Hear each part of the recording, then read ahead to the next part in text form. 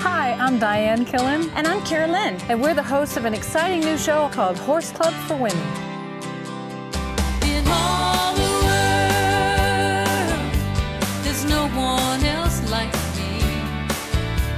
I'm still the girl who reaches for her dreams, and I believe in me, yeah.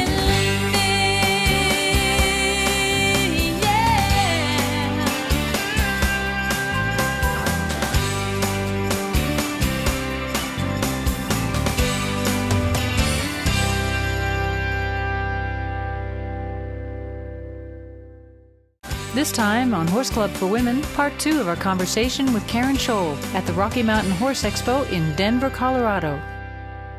So how I get people to take the leadership position is I role model something, again, we're familiar with and it's in our nature, is the mothering instinct. So when you look at a mother horse and a newborn foal, first the mother licks the foal and then she starts nipping it. And it's pretty firm until that foal gets up and survives. So there's a great example of the mare's not doing it to the foal, she's doing it for the foal for survival. So what I've taught women to do in this is deliver what I call a mama's bite. And it's just one bite. Love that. It's just a little nip. Because people, they'll go along and say, this is the horse. They'll go along and they'll get this close and they'll go, it's not working. And I go, well, you actually have to make contact with the hair. There has to be hair touched, So if I can get them to do just one little mama's bite and then quit and then give a wave of warning and then be willing to deliver a mama's bite and take it back. Pretty soon you give that wave of warning and the horse says, okay, note to self, don't be there when the teeth get there. Just like another horse would. So really what I do is help everyone examine the horse's dynamics between each other and then how do we emulate those behaviors. It's kind of working with the nature of the horse. If any woman has ever tried to have an argument with a 2-year-old, they know what I'm talking about. There's no argument with it. I mean, once we get into an argument, we've already lost, and then mommy needs to take a time out. Right. See, because our emotion gets involved. So women are very emotional creatures.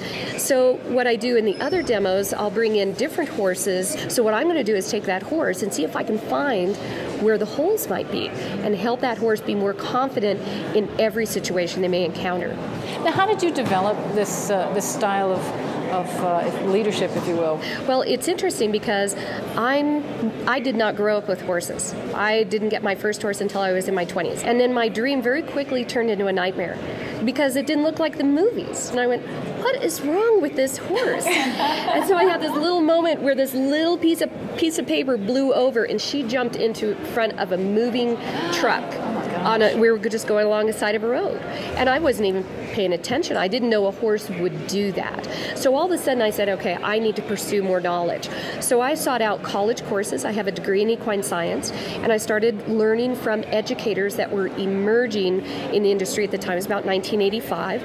I started attending courses and clinics. I attended a course with Pat Pirelli in 1989, and his system was a great system for me to learn on because it was kind of self-study, and so I took off with it. I actually became an instructor for Pat. I instructed for him for about 10 years, and when he moved to Colorado, my husband and I were the president and vice president of his corporation for many years in Pagosa Springs. So you left the company and then you went out on your own and it was interesting because you asked how I developed it. I really didn't have this brainstorm, oh wow, what a great niche kind of a thing. I was teaching from a woman's perspective, so I was relating it. Most of the people in my clinics were women. And so what I found after many years of teaching is that women would relate. They'd go, that's the best explanation I've ever heard. And the man standing next to her would be going, what is she talking about? Why are we still talking? Can we just go do this?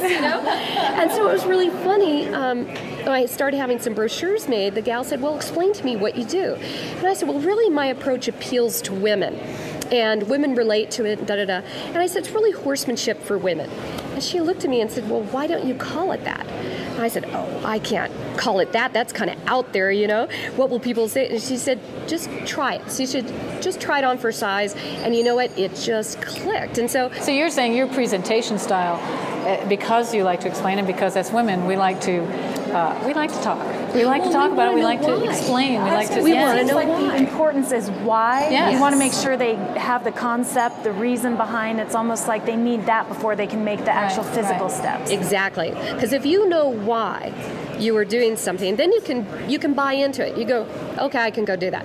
But so many times men don't want to know why, they want to know how to do something. And so oftentimes, women get frustrated trying to learn from men because men just go, just do it.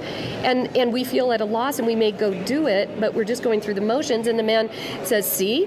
And we go, not really. Well, I think when you were mentioning the mama's bite, a lot of women have a hard time bringing up maybe some physicality, getting a little firm with the horse. But if they understand the why, Yes. and also relating it back to the mama horse, Yes. that gives it justification. It validates what you're doing is actually part of nature. Right. And once they get that, it empowers them to go through the action. And that's it. We'll see you next time on Horse Club for Women.